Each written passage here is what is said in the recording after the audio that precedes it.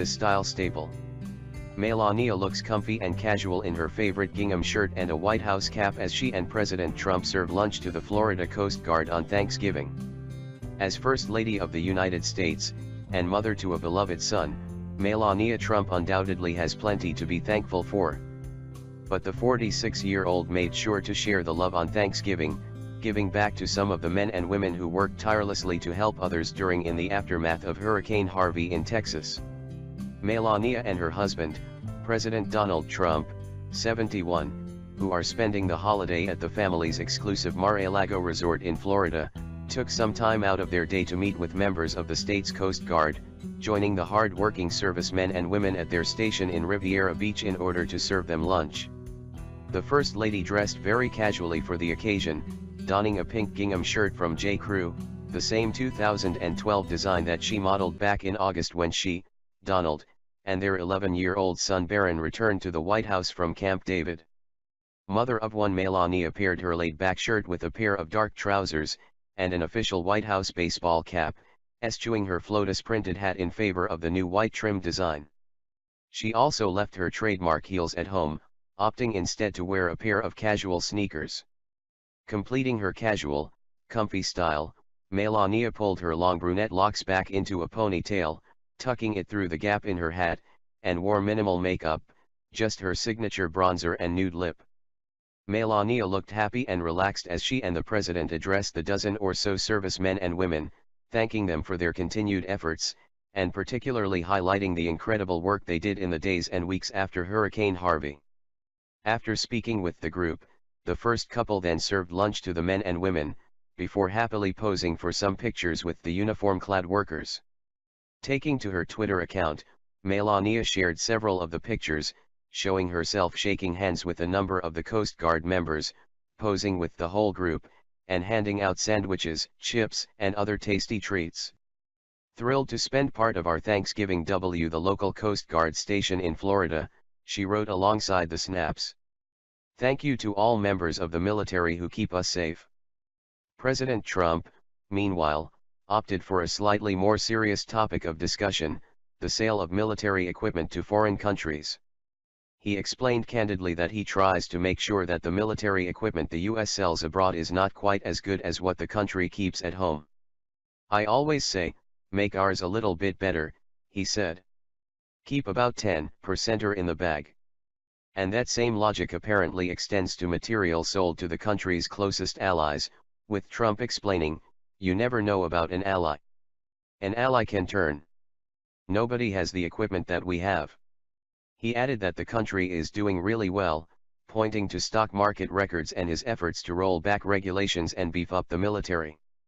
The president also took the time to praise the efforts of the Coast Guard, telling the group, "There's no brand that went up more than the Coast Guard. What a job you've done." The first couple provided lunch for the men and women spending Thanksgiving at the station near Trump's Mar-a-Lago club, including turkey sandwiches, giant muffins, heaping baskets of fruit, chips and cookies.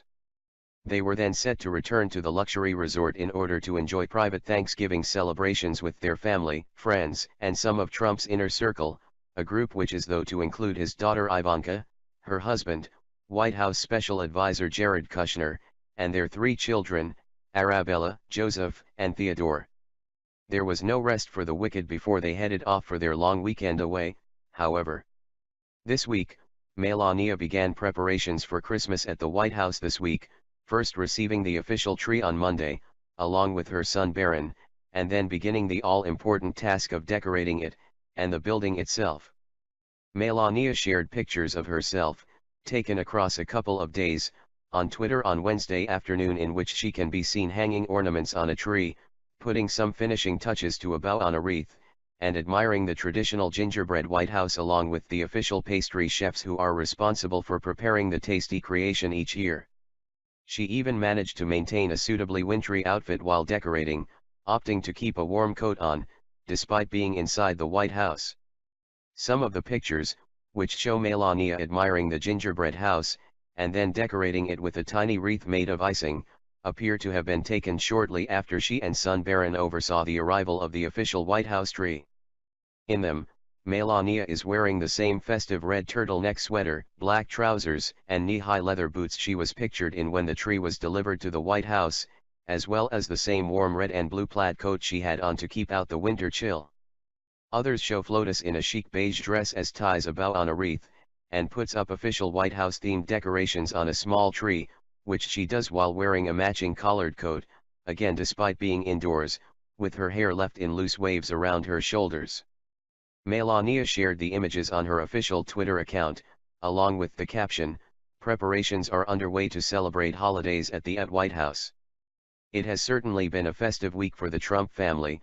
On Tuesday, the president and his wife hosted the annual National Thanksgiving Turkey presentation, during which he pardoned a turkey called drumstick, as is tradition in the White House. While addressing the crowds at the event, Trump, standing alongside Melania and Barron, pointed out that in his first 10 months in office he's worked to overturn the executive actions of his predecessor, President Obama. However, I have been informed by the White House counsel's office that Tater and Tot's pardon cannot, under any circumstances, be revoked, the president joked, name-dropping the heir and the spare of last year's turkey pardon.